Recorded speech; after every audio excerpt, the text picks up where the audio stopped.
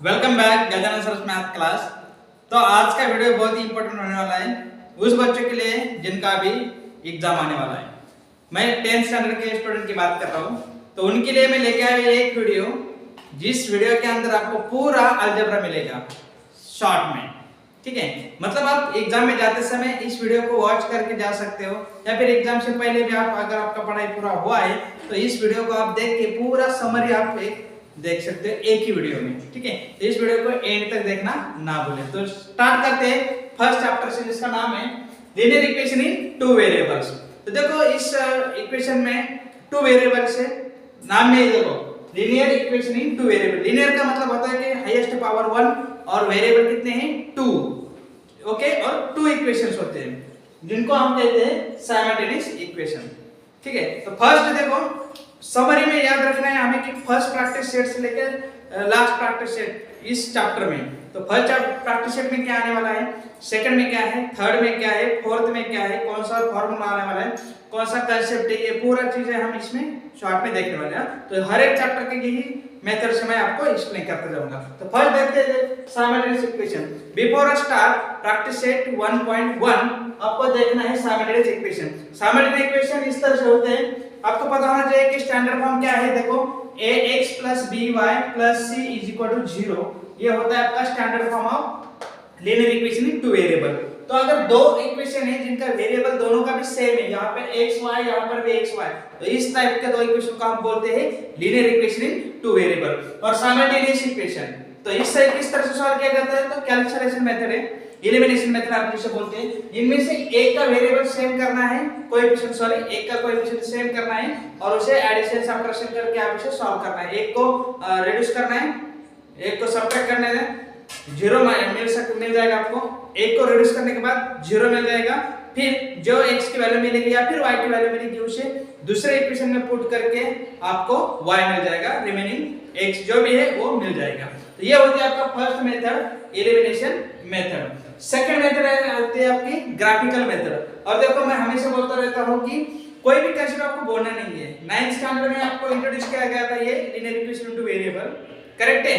तो उसके अंदर आपको पूरा ग्राफिकल मेथड भी दिया था लास्ट में। तो ये ग्राफिकल मेथड में हमें क्या करना होता है, देखो with the help of this variable equation, with the help of this equation x + y आपको एक टेबल फॉर्म करना होता है इस तरह से, बराबर है। इस तरह से आपको एक टेबल फॉर्म करना होता है। पहले इसमें आता है यहाँ पे x, यहाँ पे y और यहाँ पे x, y, करेक्ट है। x क्यों पहले, क्योंकि x क्या है, किंग है।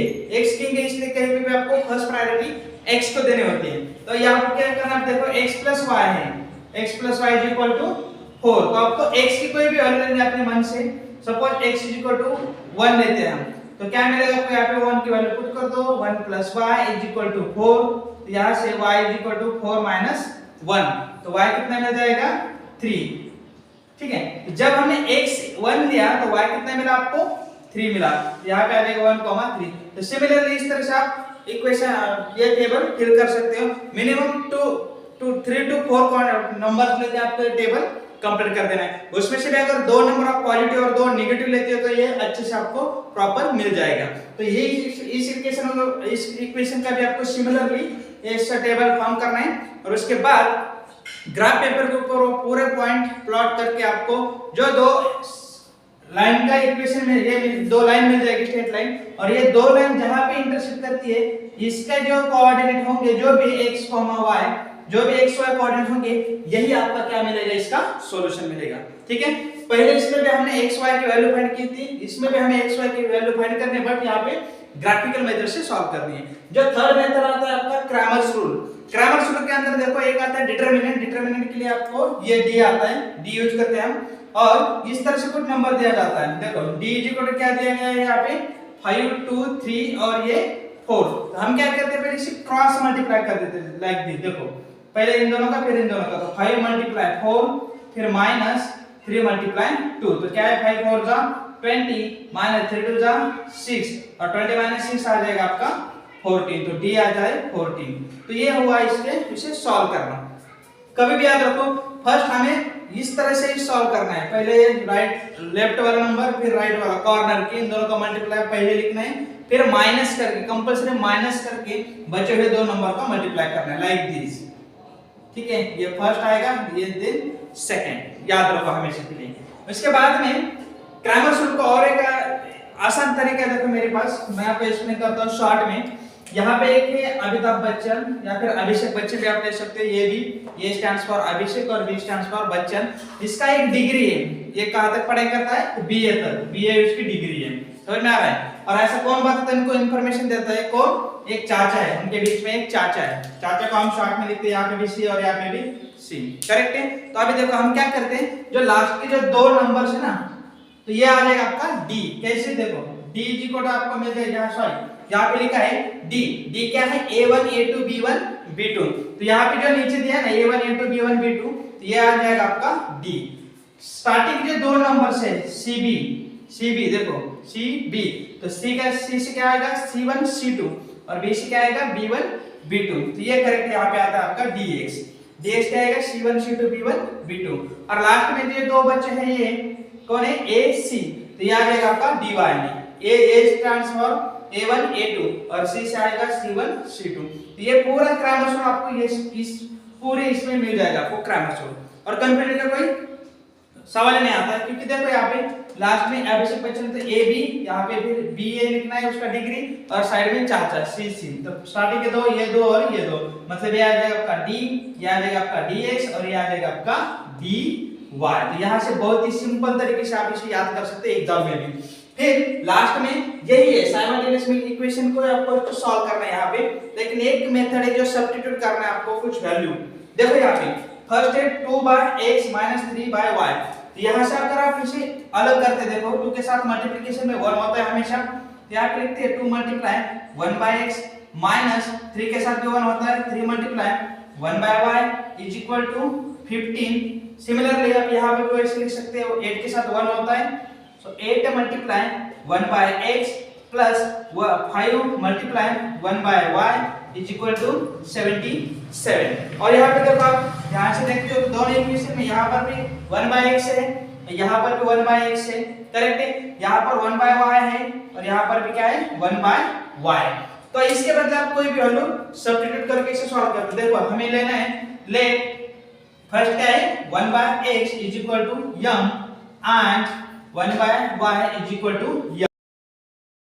कैसे देखो 2m प्लस यहाँ पे आज 2m माइनस 3y, देखो 2m minus 3y plus 15 equation 1, और यहाँ पर भी अगर हम सब्स्टिट्यूट करते हैं m and n की वैल्यू, तो क्या मिल जाएगा 8m plus 5y is equal to 77, ये बन जाएगा आपकी इक्वेशन नंबर 2। फिर बाद में इसे आप इजीली सॉल्व कर सकते हो। और लास्ट का जो प्रैक्टिस शीट है 1.5, देखो ये सब 1.1 में था, ये 1.2 में था, 1.3, 1.4 और 1.5 में आपके कुछ वर्ड प्रॉब्लम है, तो इसे आप अच्छे से देख सकते हो। उसके बाद में प्रॉब्लम सेट में भी इसी से रिलेटेड एग्जांपल्स होते हैं, और जो आपका ऑब्जेक्टिव है वो भी एग्जाम के लिए बहुत इंपॉर्टेंट है, तो उसे भी आप रिवाइज करके जाइएगा, ठीक है। तो शॉर्ट में 5 मिनट के अंदर आपका ये पूरा कंप्लीट हो जाएगा, ठीक है। तो देखते हैं आप नेक्स्ट चैप्टर। तो नेक्स्ट टॉपिक है हमारा arithmetic progression, third topic arithmetic progression in short AP, ठीक है। तो सबसे इजी टॉपिक यही है हमारा, तो देखते हैं अगर फॉर्मूला आप अच्छे से करते हैं तो, नहीं तो फिर ये सबसे हार्ड हो सकता है। ओके, तो देखो इस टॉपिक में हमें क्या पढ़ना है, पहले तो पढ़ना है सीक्वेंस। सीक्वेंस क्या होता है, जो सीक्वेंस से नंबर आते हैं, लाइक 1 2 3 4 5 6 7 8 9 10, ये सीक्वेंस आता है। 2 का टेबल 2 2 4 2 4 4 2 6 4 2 8 4, ये इनके बीच में भी सेम गैप है, कॉमन डिफरेंस जो कि सेम है, तो ये भी क्या होता है आपका एक तरह से सीक्वेंस होता है। तो देखते हैं यहाँ पे आपका फर्स्ट क्या क्या चीज आती है। सीक्वेंस में देखो पहला जो नंबर आता है ना, जो फर्स्ट नंबर है उसे बोला जाता है फर्स्ट टर्म, क्या बोला जाता है फर्स्ट टर्म, और जो डिनोट करते हैं हम स्मॉल a से या फिर t1 से, t स्टैंड्स फॉर टर्म और 1 क्या है फर्स्ट टर्म, ये और t1 ये दोनों लेटर हम यूज करते हैं आपके फर्स्ट टर्म के लिए। उसके बाद में आता है t2, t2 का क्या है सेकंड टर्म, t3 आता है थर्ड टर्म, t4 आता है फोर्थ टर्म, ये सिमिलरली आप आगे बोल सकते हो। बाद में नेक्स्ट टर्म है डी, डिफरेंट, कॉमन डिफरेंस। और कॉमन डिफरेंस के लिए फॉर्मूला आता है d t2 t1। ठीक है, यहाँ पे मैंने लिख के रखा है d t2 t1। Second term में से फर्स्ट टर्म अगर हम माइनस करते तो आपको दोनों के बीच का डिफरेंस मिलेगा। और अगर हर टर्म के बीच में जो कॉमन डिफरेंस अगर सेम है तो दिया हुआ सीक्वेंस क्या है आपका AP है। ठीक है, इतना याद रखो। फिर बाद में आता है आपका एक कांसेप्ट है tn का। tn का कांसेप्ट मतलब लास्ट टर्म, सबसे लास्ट वाला टर्म जो है उसे हम डिनोट करते हैं tn से। बीच में एक और एक टर्म आता है n। ये tn तो समझ में आता है, यहाँ पे बहुत कंफ्यूज होते हैं स्टूडेंट। tn तो लास्ट टर्म है, लेकिन n क्या है? देखो n क्या है, मैं आपको एक एग्जांपल के हेल्प से एक्सप्लेन करता हूँ। सपोज मान लो कि यहाँ पे 5 टर्म्स है। ठीक है, तो ये फर्स्ट क्या आ जाएगा आपका, ये आ जाएगा आपका t1 और a। ठीक है, ये तो क्लियर है। ये आ जाएगा आपका t2, ये आ जाएगा t3, ये आ जाएगा t4 और ये आएगा आपका t5। और इस t5 को आप लास्ट टाइम में तो इसे आप tn भी बोल सकते हो। क्लियर है।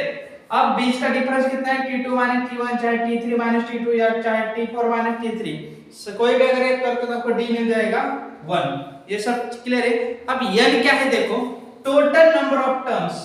ये टोटल टर्म्स कितने हैं, ये आता है आपका n, मतलब कितने 1 2 3 4 5, n आ जाएगा यहाँ पे आपको 5। क्लियर। तो बहुत ही सिंपल इंपॉर्टेंट कांसेप्ट है ये n और tn, ये d, ये सब चीजें। बाद में आपको देखो 3.1 में इसी से रिलेटेड क्वेश्चन पूछे जाते हैं, बहुत ही सिंपल है।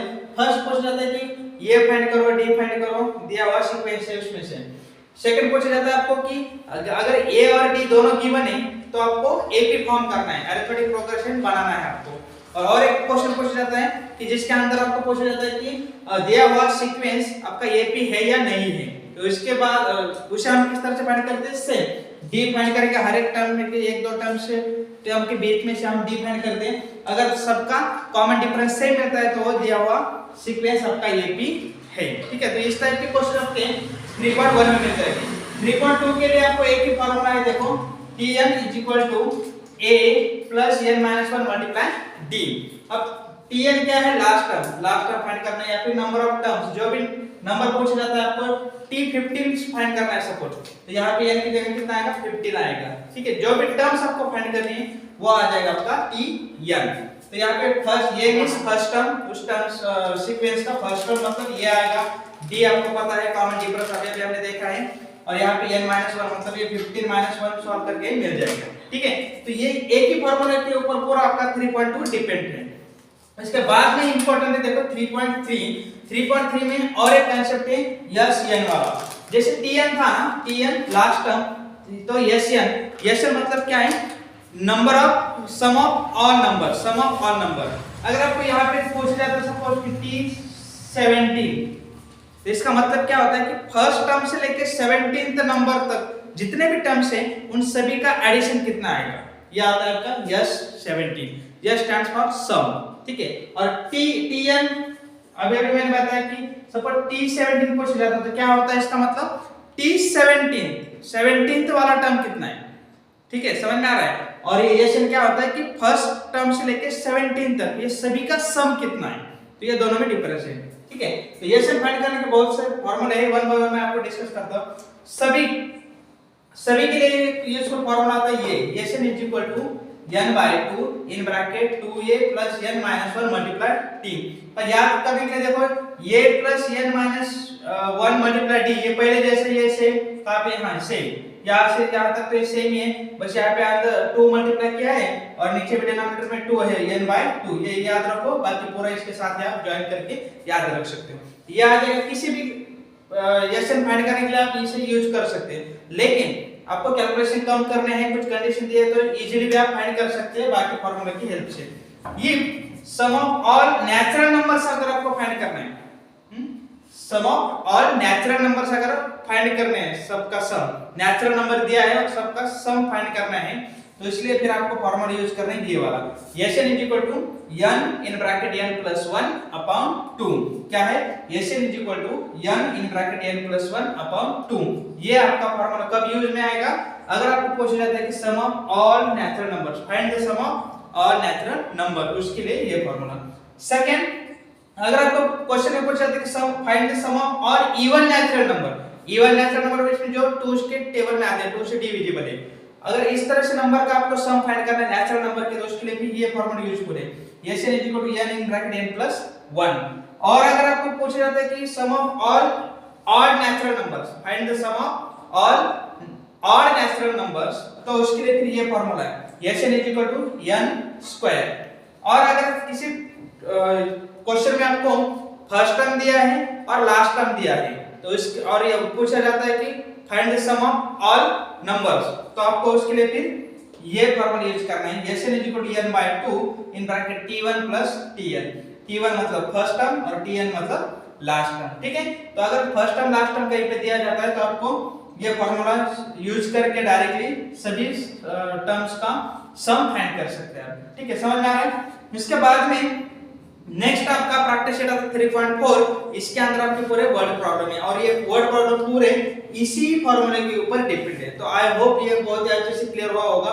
और एक क्वेश्चन आता है, देखो आपको कोई टर्म दिया जाता है, सपोज मानो 14th टर्म कुछ दिया जाता है और 17th टर्म या फिर 29 टर्म्स कुछ दिया जाता है, हां, और आपको पूछा जाता है कि 56 वाला टर्म्स फाइंड करो, मतलब कोई दो टर्म्स दिया है और कोई तीसरा टर्म्स फाइंड करने के लिए दिया जाता है। इस टाइप का क्वेश्चन बहुत ही कॉमनली आता पूछा जाता है। तो इसके लिए आपको क्या करना होता है, देखो ये फार्मूला का tn का फार्मूला जो है, इसे यूज करके आपको दो लीनियर इक्वेशन फॉर्म करने होते हैं, जो कि हमने फर्स्ट टॉपिक में कवर किया था। तो दो लीनियर इक्वेशन फॉर्म करना है, उसे फिर वही मेथड से, एलिमिनेशन मेथड से सॉल्व करके आपको क्या मिल जाता है, a और b मिल जाएगा और उसकी हेल्प से फिर आप डायरेक्टली जो टर्म पूछा है वो फाइंड कर सकते हैं। तो देखते हैं आप नेक्स्ट वाला। तो नेक्स्ट टॉपिक है हमारा arithmetic progression, third topic arithmetic progression, in short AP, ठीक है। तो सबसे इजी टॉपिक यही है हमारा। तो देखते हैं, अगर फॉर्मूला आप अच्छे से करते हैं तो, नहीं तो फिर ये सबसे हार्ड हो सकता है। ओके, तो देखो इस टॉपिक में हमें क्या पढ़ना है, पहले तो पढ़ना है सीक्वेंस। सीक्वेंस क्या होता है, जो सीक्वेंस से नंबर आते हैं, लाइक 1 2 3 4 5 6 7 8 9 10, ये सीक्वेंस आता है। 2 का टेबल 2 2 4 2 4 4 2 6 4 2 8 4, ये इनके बीच में भी सेम गैप है, कॉमन डिफरेंस जो कि सेम है। तो ये भी क्या होता है आपका, एक तरह से सीक्वेंस होता है। तो देखते हैं यहाँ पे आपका फर्स्ट क्या क्या चीज आती है। सीक्वेंस में देखो पहला जो नंबर आता है ना, जो फर्स्ट नंबर है उसे बोला जाता है फर्स्ट टर्म। क्या बोला जाता है, फर्स्ट टर्म। और जो डिनोट करते हैं हम स्मॉल a से या फिर t1 से। t स्टैंड्स फॉर टर्म और 1 क्या है, फर्स्ट टर्म। ये और t1 ये दोनों लेटर हम यूज करते हैं आपके फर्स्ट टर्म के लिए।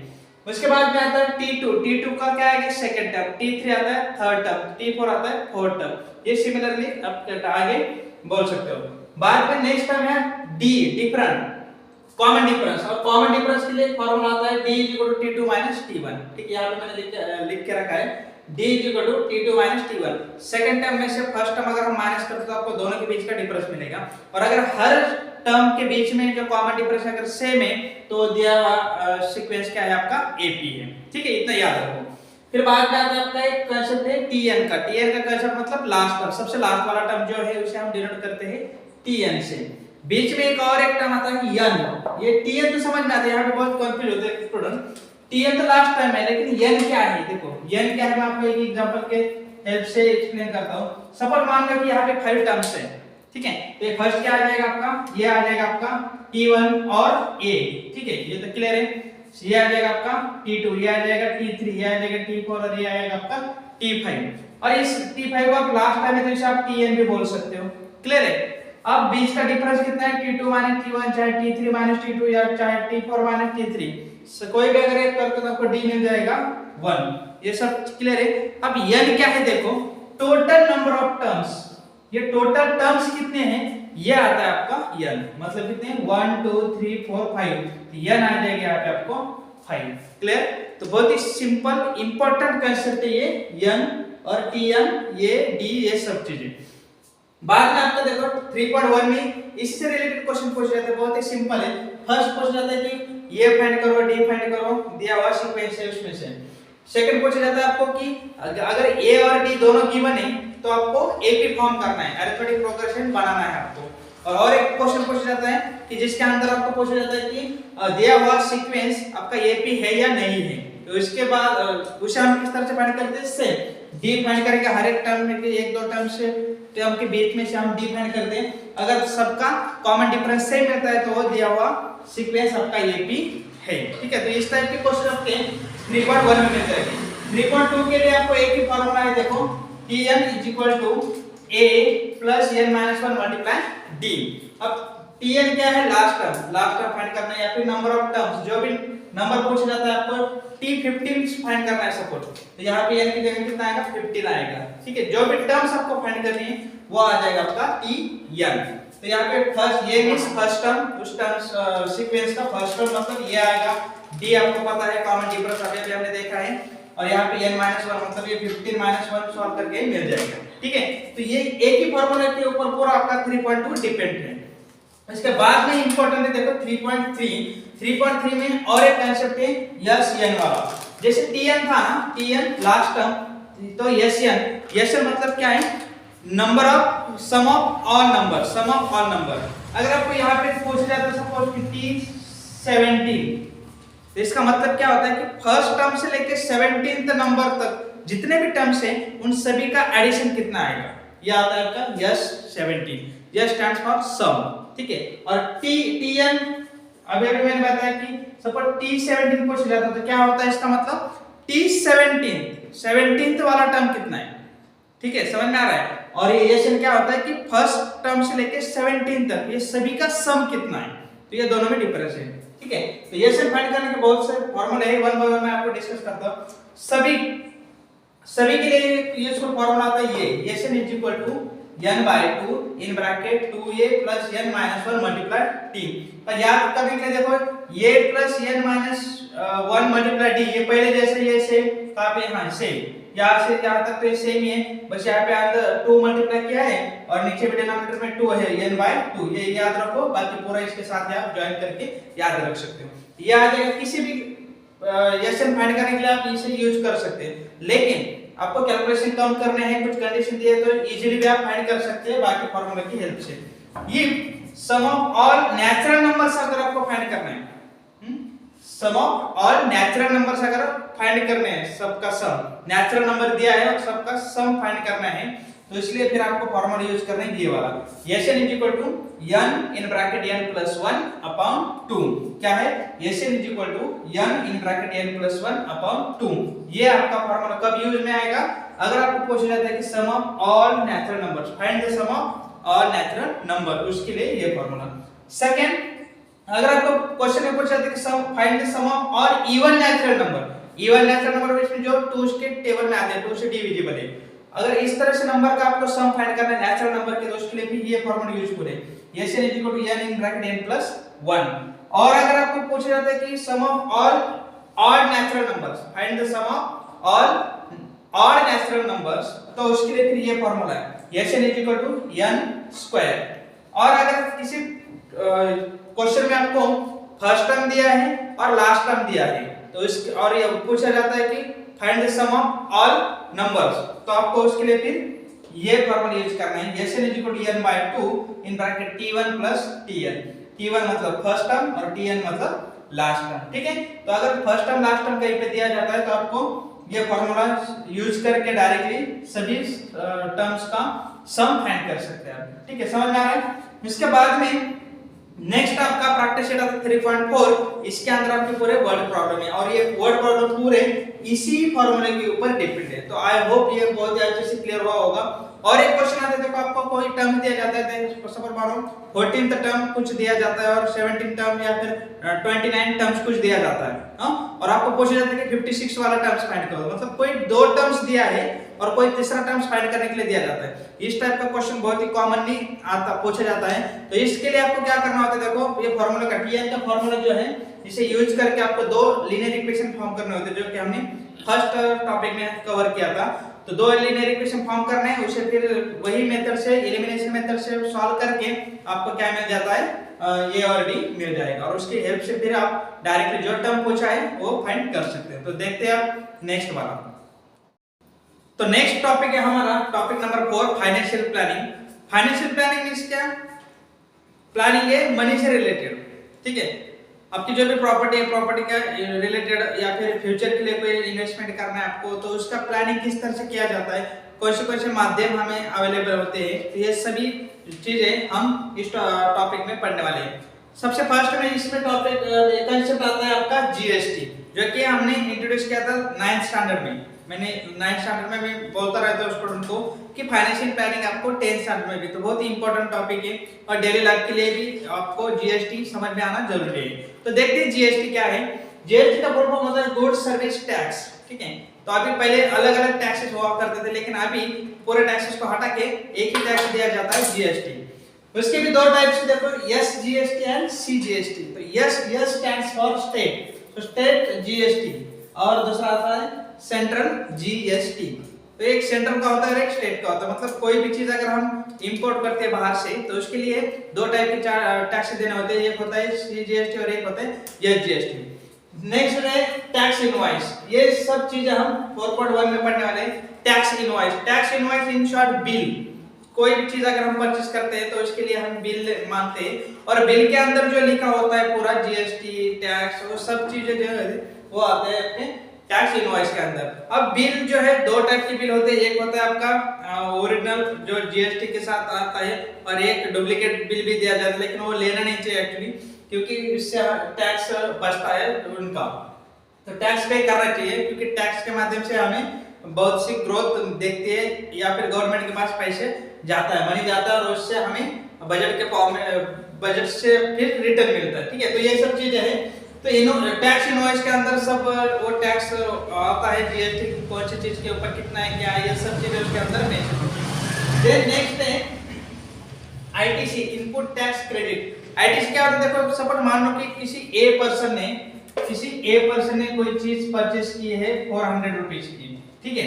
तो इसे क्या कर, इससे ये जो पर्सन है, सपोज ये शॉपकीपर है कोई, ठीक है। तो ये शॉपकीपर ने कोई एक चीज परचेस की है 4000 रुपीज की, तो इसके ऊपर पे जीएसटी लगेगा, बराबर है। तो ये जो जीएसटी, ये एक टाइप का जीएसटी है, और ये चीज इसने कहीं बी को बेच दी और 4500 रुपीज में, ठीक है। तो इसे और एक बार की जीएसटी लगेगा, तो दोनों तरफ उसे खुद को जीएसटी नहीं लगता। ये परचेस करता तो इसको एक बार जीएसटी लगेगा, ये परचेस कर रहा है इससे, बराबर है, तो इसे और एक बार जीएसटी लगेगा, मतलब इस ट्रांजैक्शन में दो बार जीएसटी लगता है। तो दोनों जीएसटी गवर्नमेंट को जाता है क्या, तो नहीं।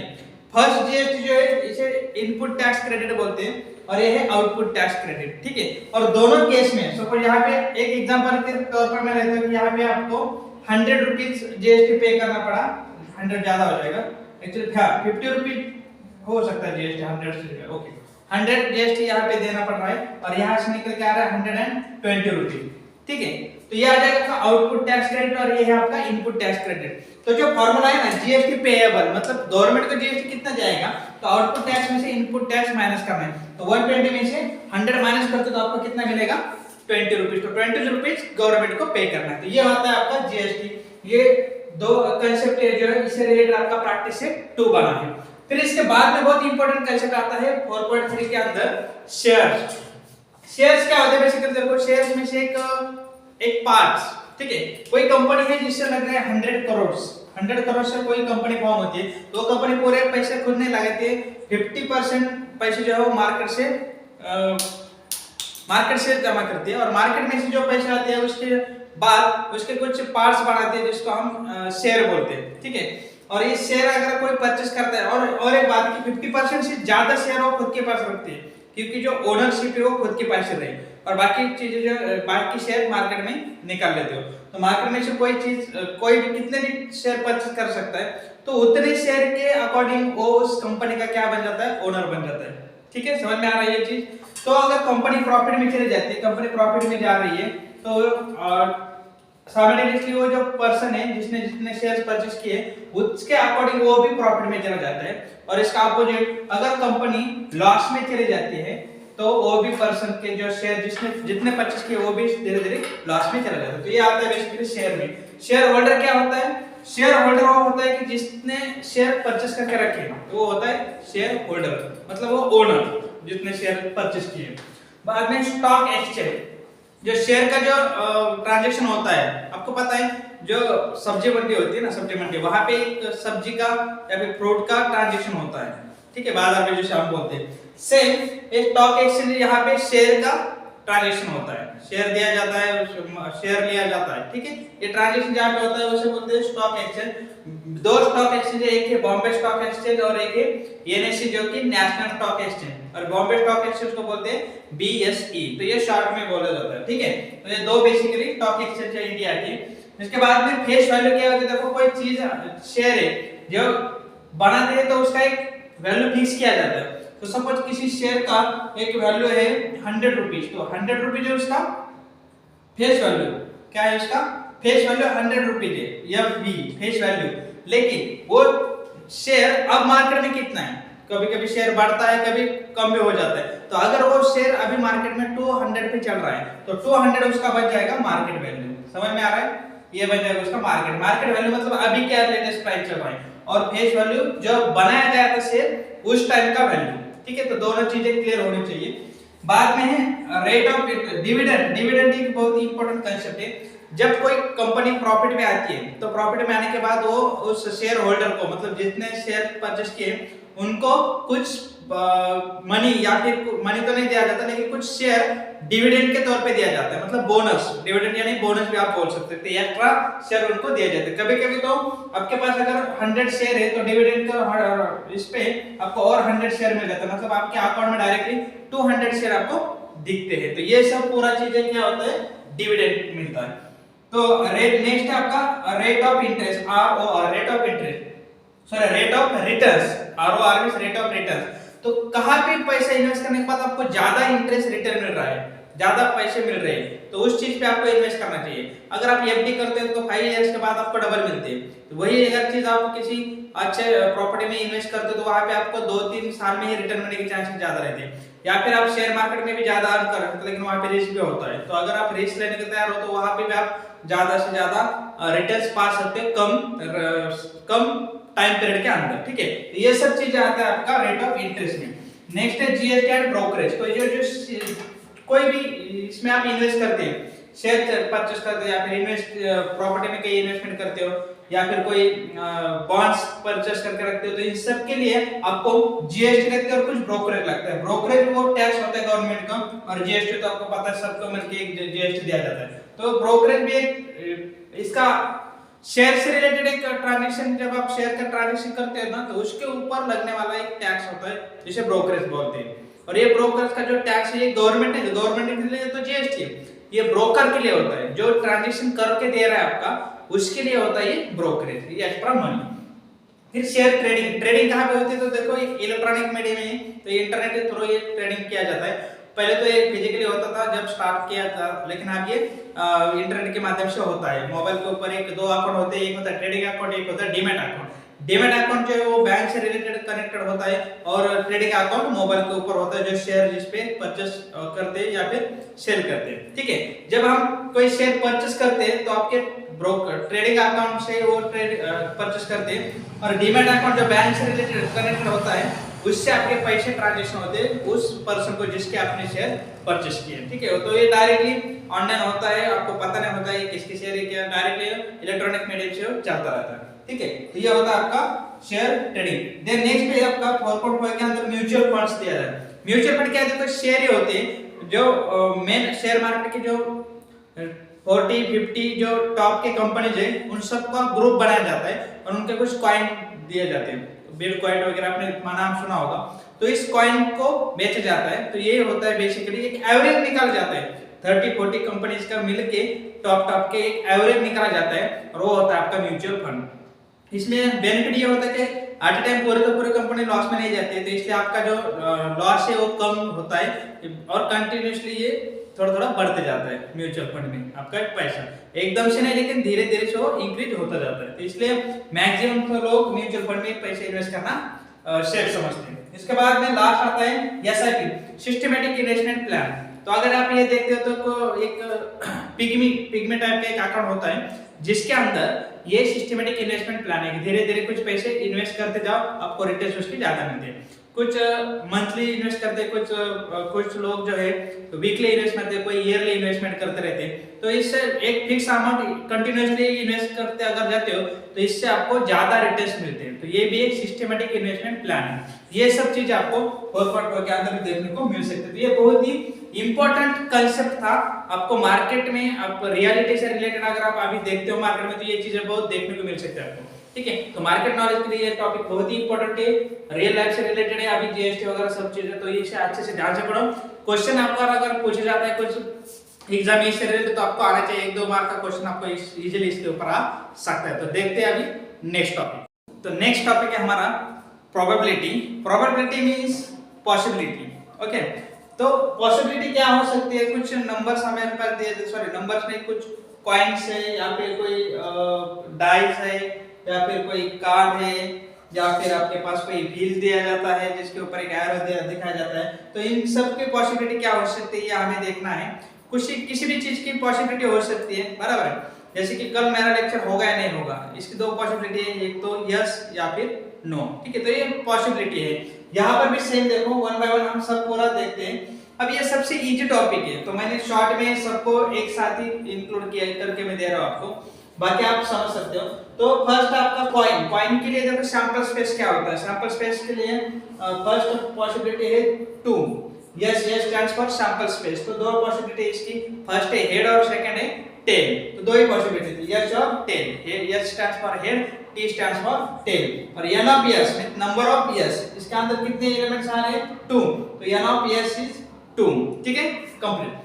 देन सेकंड है 2 कॉइंस। अगर हम 2 कॉइंस साइमल्टेनियसली टॉस करते हैं, 2 कॉइन, तो पॉसिबिलिटी क्या मिलती है हमें, या तो दोनों कॉइन पे हेड हेड आएगा या फिर दोनों पे टेल टेल आएगा, एक पे हेड एक पे टेल, या फिर पहले पे टेल और दूसरे पे हेड। समझ में आ रहा है। तो इस टाइप की पॉसिबिलिटी होती है कि 4 H H T T H T और टी एच। और एन ऑफ एस कितने हैं अंदर मेंबर्स, 4, तो 4 लिखेंगे एन ऑफ एस।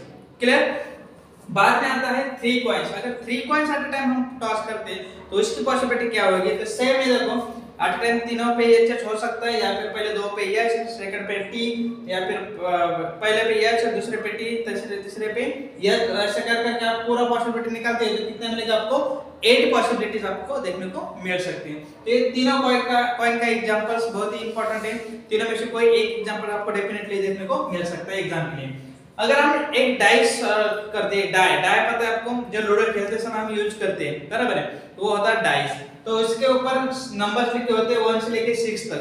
अगर हम उसे डैश करते हैं तो कोई ना कोई नंबर अपर स्पेस पे आ सकता है आपको, ठीक है। तो उसकी पॉसिबिलिटी कितनी है, 6। अब 6 नंबर है तो कोई ना कोई 6 में से एक नंबर ऊपर आएगा, तो ये है उसकी पॉसिबिलिटी टोटल। ये ना पीएस कितना आएगा आपका, 6।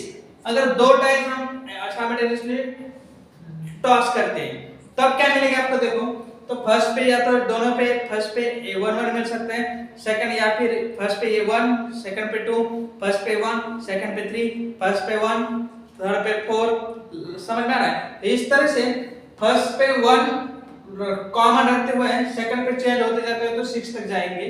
इसके बाद फिर से फर्स्ट पे 2, सेकंड पे 1, फर्स्ट पे 2, सेकंड पे 2, फर्स्ट पे 2, सेकंड पे 3, मतलब फर्स्ट कॉमन रखना है, सेकंड चेंज करते जाना है। तो इस तरह से अगर आप जाओगे तो लास्ट क्या मिलेगा आपको, फर्स्ट पे 6, सेकंड पे 1, 6 2, 6 3, 6 4, 6 5 एंड 6 6। तो इस तरह से पूरा काउंट करके, मैंने पूरा लिखा नहीं है लेकिन पूरा काउंट करके तो आपको कितना मिलेगा, 36 नंबर मिलेगा। यानी पीएस कितना होता है, 36। इसके बाद में आपको देख सकते हैं आप कार्ड्स, और भी इसका कॉम्बिनेशन भी आपको देखने को मिल सकते हैं। एग्जांपल ये आप खुद देख सकते हो।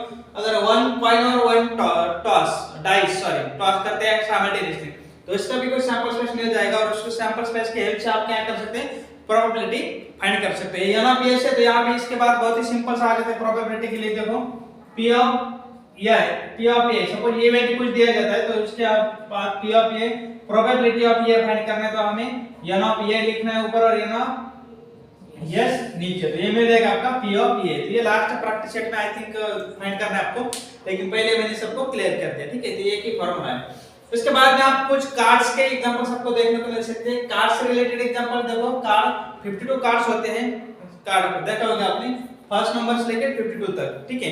अब उसमें से 52 पूरा टोटल 52 कार्ड्स नहीं होते एक्चुअली, वैसे नंबर 1 2 3 नहीं होते, कुछ डिवाइड किए हुए 4 कैटेगरी में।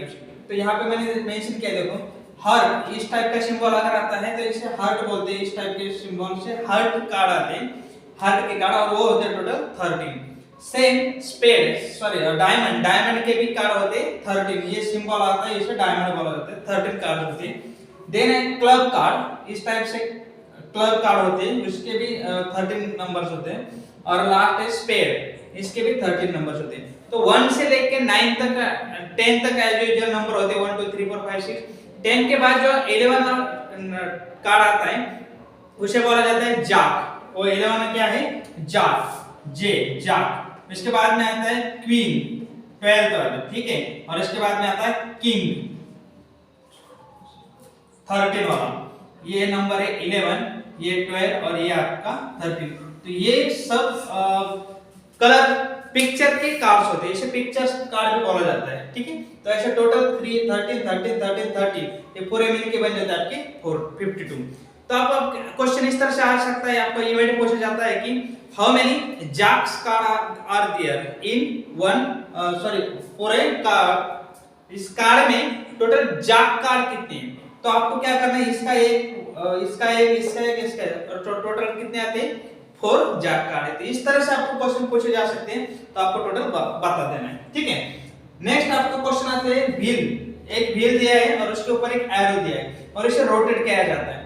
और रोटेट करने के बाद आपको क्या पॉसिबिलिटी मिल सकती है? तो बहुत ही सिंपल है, कितने नंबर शीट पे ये देखना है आपको। तो टोटल 10 नंबर है, तो इसकी पॉसिबिलिटी कितनी होनी चाहिए? 10, ठीक है। कहां से भी आप रोटेट करोगे तो कहीं ना कहीं एक नंबर तो आपको डेफिनेटली मिलने वाला है। तो टोटल पॉसिबिलिटी है यहाँ पे 10। इस टाइप का भी क्वेश्चन आपको एग्जाम में पूछा जा सकता है। नेक्स्ट है इस टाइप का क्वेश्चन, देखो कॉमनली पूछा जाता है फॉर्म 2 डिजिट नंबर और 3 डिजिट नंबर। मैंने एक ही एग्जांपल में मेंशन किया, आपको बस एक समझ करना चाहिए कि 2 डिजिट नंबर या 3 डिजिट नंबर आपको फॉर्म करना है दिया हुए नंबर में से विदाउट रिपीटिंग नंबर। उस नंबर दो बार नहीं आना चाहिए, डबल डबल वो नंबर नहीं आना चाहिए। और 2 डिजिट नंबर्स आपको इस तरह से फॉर्म करना है या फिर 3 डिजिट नंबर फॉर्म करना है। इस टाइप के क्वेश्चन पे आप एक बार घर पे अच्छे से देख लो, इस टाइप के आ सकते हैं, इस चैप्टर में इंक्लूड किए गए। और एक क्या होता है कि 2 बॉयज 3 गर्ल्स या फिर 3 वुमेन्स 2 मेंस, इस तरह से आपको कुछ नंबर दिए जाते हैं पर्सन का, पीपल का, और उनमें से कुछ कमेटी फॉर्म करनी है आपको। 2 मेंबर्स की कमेटी, 3 मेंबर्स की कमेटी। तो ये भी बहुत इजीली क्वेश्चन आप सॉल्व कर सकते हैं। तो इस टाइप का क्वेश्चन भी इसमें देखने को मिल सकता है। बस सबसे लास्ट में प्रोबेबिलिटी आता है, ठीक है। इवेंट क्या है, सैंपल स्पेस क्या है, ये आप एक बार पढ़ लो, बहुत ही सिंपल कांसेप्ट है। बस इसी के ऊपर पूरा आपका प्रोबेबिलिटी है, इसके अलावा प्रोबेबिलिटी के अंदर कुछ भी नहीं है, ठीक है। तो आप देखते हैं next topic. Okay, so last topic है हमारा स्टैटिस्टिक। स्टैटिस्टिक के अंदर देखो बहुत ही इंटरेस्टिंग चीजें हैं। आई थिंक 7th स्टैंडर्ड से आपको पूरा स्टैटिस्टिक का इंट्रोडक्शन दिया गया था। हर साल आपको धीरे धीरे एक चीज आपको इंट्रोड्यूस की गई थी। तो आप 10th में पूरा सबका एक साथ आपको दिया जाता है। तो देखो फर्स्ट है मीन। स्टैटिस्टिक में फर्स्ट मीन फाइंड करना होता है, यहाँ पे फॉर्मूले के साथ। 8th स्टैंडर्ड में भी आपको एक पूरा दिया गया था। तो ये सिमिलर ही है, mean is equal to summation of f(i(x) upon n। और f(i(x) क्या होता है? f होता है फ्रीक्वेंसी, x होता है क्लास, फिर बाद में क्लास इंटरवल हम फाइंड करते हैं, दोनों का एवरेज निकाल के 2 से डिवाइड करके, लोअर लिमिट का अपर लिमिट दोनों का ऐड करके 2 से डिवाइड करके आपको मिल जाता है क्लास मार्क। ये सब चीजें उनका एडिशन करके आपको मिल जाता है n। ओके, और f फ्रीक्वेंसी, जो फ्रीक्वेंसी और क्लास जैसे कि एक साथ इन सब दोनों का मल्टीप्लिकेशन एक कॉलम में रखते हैं और उन सब का एडिशन करके मिल जाता है आपको समेशन ऑफ f(i(x). तो इन सब का फार्मूला जो है उससे डायरेक्टली आपको मिल जाएगा मीन। इसके भी 2 टाइप दिए हैं आपको 10th स्टैंडर्ड में। फर्स्ट है डायरेक्ट मेथड, जो कि डायरेक्टली हम करते हैं, जैसे मैंने अभी एक्सप्लेन किया वो। और सेकंड है एज्यूम्ड मीन मेथड। उनमें से जो जिसका फ्रीक्वेंसी सबसे ज्यादा है उसे एज्यूम करते कि वो एक क्लास है, उसे एक कंसीडर किया जाता है। फिर नेक्स्ट इसमें a में से वो माइनस करते हैं di वगैरह सब आप देख लोगे एक बार। यहाँ पे टाइम भी कम है, अभी ज्यादा लेंथी हो रहा है ये वीडियो। और इन शॉर्ट में मैं आपको बता रहा हूँ, ये ड्रॉ करने में बहुत ही दिक्कत होगी, फिर वो वीडियो का लेंथ बढ़ जाएगा। तो आप एक बार देख लो, बहुत ही इंटरेस्टिंग चीज है। उसके हेल्प से आपको डी बार मिलेगा, डी बार। ओके, और डी बार मिलने का फार्मूला क्या है? di equal to summation of f(i(x) di upon n, same formula. और उसके बाद x बार भी फाइंड करना है आपको, मीन भी फाइंड करना है। तो mean is equal to di plus a। तो ये सब आपका मिल जाएगा आपको 6.1 के अंदर। वहां पे क्लियरली मेंशन किया जाता है कि आपको ये मीन फाइंड करना है बाय डायरेक्ट मेथड और एज्यूम मीन मेथड। तो आप दोनों मेथड अच्छे से याद रखो। नेक्स्ट है आपका मीडियन। मीन फाइंड किया उसके बाद मीडियन क्या होता है? देखो फर्स्ट एक फार्मूला से मीडियन आपको मिल जाएगा इस प्रैक्टिस स्टेटमेंट 6.2 में। Median is equal to L plus N by 2 minus C F upon F into H. अब एन क्या है तो मैंने अभी अभी बताया, एन जो सबका एडिशन होता है, एन या फ्रीक्वेंसी एक्स बार का सॉरी फ्रीक्वेंसी का जो क्लास है उस सब का एडिशन करके आपको जो मिलेगा वो मिलेगा एन, उसको 2 से डिवाइड कर दो n by 2 minus C F cumulative frequency. Cumulative frequency क्या है ये भी हमने लास्ट ईयर पढ़ा था, एल क्या होता है ये भी पता है इसमें, ठीक है। उसके बाद में यह फ्रीक्वेंसी जो भी है उस क्लास की फ्रीक्वेंसी और इनटू एच क्या होता है उसका इंटरवल, तो sorry class mark sorry length होता है, ये लेयर क्या होता है पूरा लेंथ, जैसे कि अपर लिमिट में से स्मॉल लोअर लिमिट से अगर हम माइनस करते तो आपको क्या मिल जाएगा, एच मिल जाएगा, सॉरी एच टोटल लेंथ उसका width. Okay, then last practice set 6.3 के अंदर आपको देखने को मिल सकता है मोड क्या होता है, again same l plus f1 minus f0 upon 2 f1 minus f0 minus f2 into h। मतलब उस क्लास के अंदर जो क्लास है जिसके सबसे ज्यादा फ्रीक्वेंसी है वो क्लास है, उसको हम कंसीडर करते हैं f0, उसके पहले वाला प्रीवियस होता है सॉरी f1, फिर नेक्स्ट वाला आता है f2, ये लाइक दिस f0 प्रीवियस होता है f1, बाद में आता है f2, ठीक है। यहां पर भी f1 माइनस f2 इसको 2 टाइम्स करना है, फिर से h आएगा, ये तो सेम ही है। ये प्रैक्टिस सेट 6.3 में आप एक बार दो एग्जांपल सॉल्व एग्जांपल देख लो, ये बहुत ही इजीली आपको समझ में आ जाएगा। वहां पर फुल फॉर्म वगैरह सब दिया गया है, उसका क्या करना है। 6.4 दे इसमें इसके अंदर आपका हिस्टोग्राम भी इजी है, आप एक दो बार देख लो उसका सॉल्व एग्जांपल्स या फिर सॉल्व किए हुए एग्जांपल बस पढ़ लो, देखते हैं आपको समझ जाओगे। इसकी भी हेल्प प्रैक्टिस हमने 9th स्टैंडर्ड में की थी। देन 6.5 में फ्रीक्वेंसी पॉलीगॉन, सबसे इजी कांसेप्ट है, कुछ भी नहीं इसके अंदर, ग्राफ के ऊपर आपको सॉल्व करना है और ग्राफ आपको अच्छी तरह से आता होगा, ठीक है। तो ये फ्रीक्वेंसी पॉलीगॉन ये इसमें देख लो, और लास्ट है पाई डायग्राम। तो पाई डायग्राम में भी ये सर्कल से फॉर्म करना है, उसके परसेंटेज फाइंड करके उसके 360 पूरा सब सर्कल 360 होता है, तो 1 बाय 1 आपको उस तरह से एंगल फॉर्म करते जाना है, पूरा वो पाई डायग्राम बन जाता है, ठीक है। तो इसके भी एग्जांपल्स आप देख लो, तो वीडियो बहुत ही लंबा हो चुका है इसलिए मैं शॉर्ट में लास्ट एक्सप्लेन किया। आई होप ये पूरे चैप्टर्स आपको अच्छे से समझ में आते होंगे, जाते जाते रिवीजन करने के लिए बहुत इजी इंपॉर्टेंट है। तो आप पूरा बुक पढ़ सकते हो या फिर अच्छे से देख सकते हो, पूरा का पूरा बुक आपके सामने आ जाएगा, ठीक है। तो आज के लिए बस इतना ही, मिलते हैं अगले नए वीडियो के साथ पार्ट 2 के साथ, तब तक के लिए।